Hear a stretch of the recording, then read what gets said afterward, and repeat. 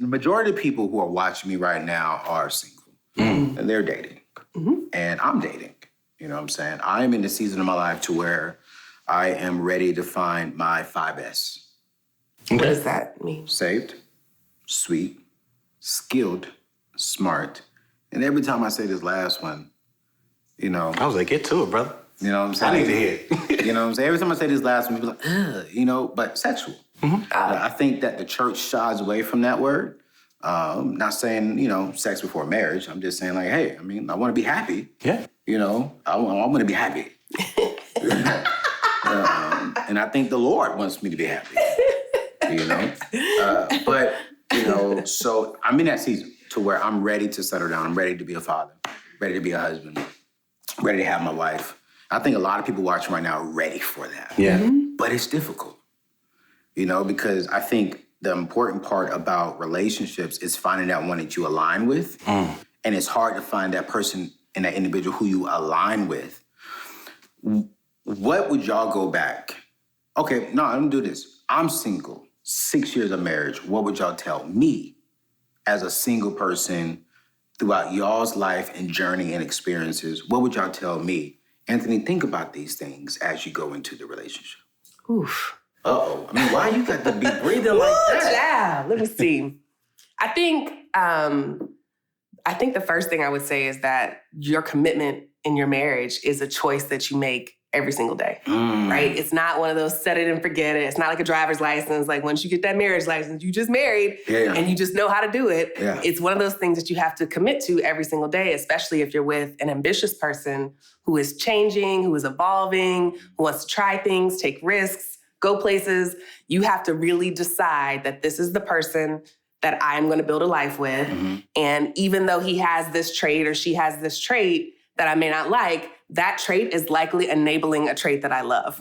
Like, it's kind of like the butterfly effect, where it's like, if you change one thing in somebody, let's say you fall in love with the free spirit, and that free spirit, you love the fact that everything is fun, but it also means that maybe she's a little messy because she's not really thinking about it. If you force her to start cleaning and become this other person, you're gonna chip away at the things that you love about her, which is like the spontaneity and like just, you know, being surprised by life. So it's really just like this exercise in acceptance, accepting people where they are and still gently pushing them to like evolve. Ooh, evolving.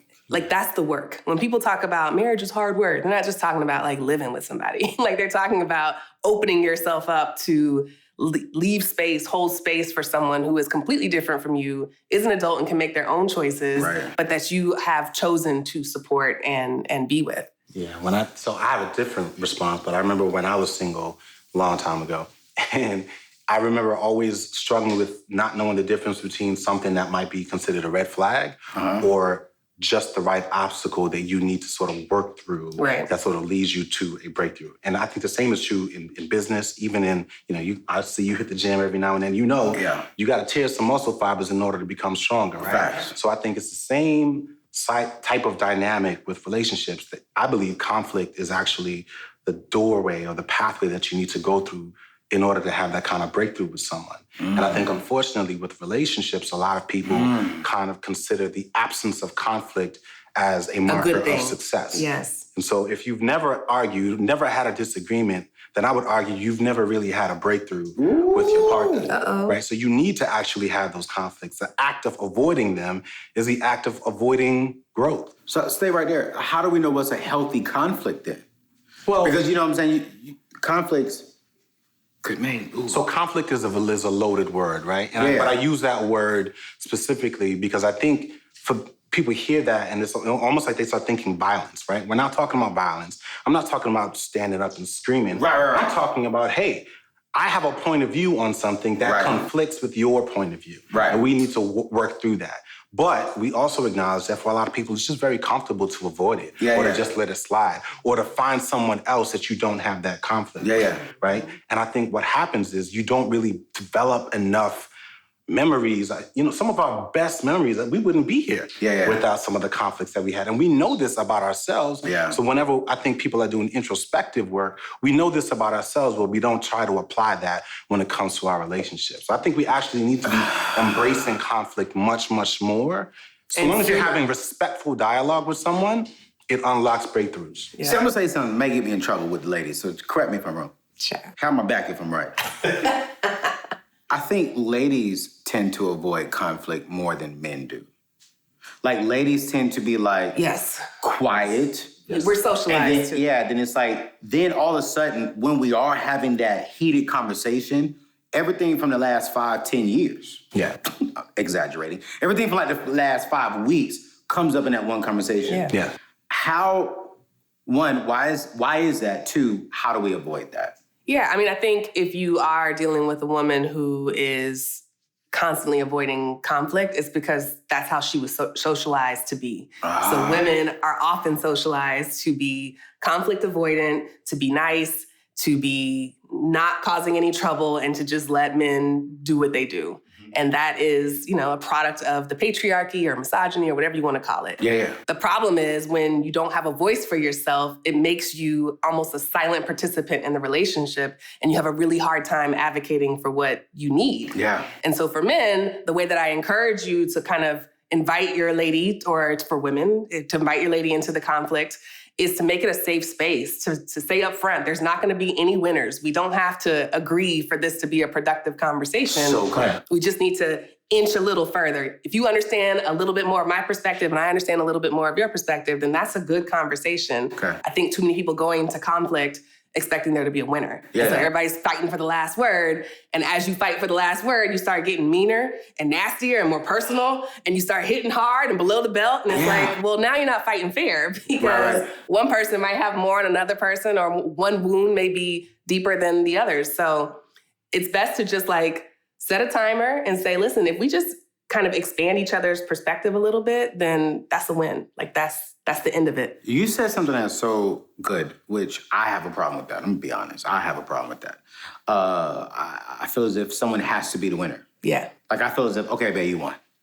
Or I need her to say, okay, babe, Anthony, you won. Yeah. But you just said something that I think a lot of single people battle. How do y'all deal with that in the marriage piece of, okay, no one has to win, but I can still respect your words, your thoughts, and your perspective? Because I think sometimes I'm guilty of this. Y'all know me, I keep it real, relevant, and relatable. It's sometimes I listen to respond, not to learn. My therapy is walking me through this process on how to listen to learn, not agree. Yeah. But in a relationship, how do you still respect someone without agreeing with them? Why is it because somebody asked this question before, how do you resist the urge to win all the time? Yes. Somebody who always wanted to win. I'm a man. I'm ready to hunt and kill and destroy and solve problems. Okay. So then you want to be in a relationship with a loser. Is that what you're saying? No. Why do you want to be with someone who loses all the time? No, but I'm just saying I'm created to solve problems. Okay. But you're also admitting that you're conditioned to win. Right. And so if that is the case, then my question to you would be, why would you want to be in a relationship with a loser? Ooh! Someone who was comfortable I need some water. losing. I don't think anybody, is that sexy? Sexy. Sexual? I forgot all the S's. Is that smart? Yeah, you don't want to smart. That's not smart. So you're saying if I want to be with someone who's smart and sexy, aka sexual, then I need to lose sometimes. You need to be there needs comfortable. to be no winner or loser. We just need to be able to have a conversation, exchange energy, learn, and not ruin the mood. And I think focusing on the result, to answer your question Exactly. specifically. The result isn't necessarily assigning or labeling one person a winner or a loser. The result is what is the outcome that exists outside of you and I. So good. Yeah. This is so good. I feel like I'm in therapy, CJ. These boys out here and the ladies out here talking about, hey, you want to lose it then? What the hell are you talking about? Want to lose? Oh, wait, boy, I'm sorry. Got me cussing on myself. I ain't never cussed on myself before. The dude grabbed his water. So you want to lose it then? What the hell are you talking about?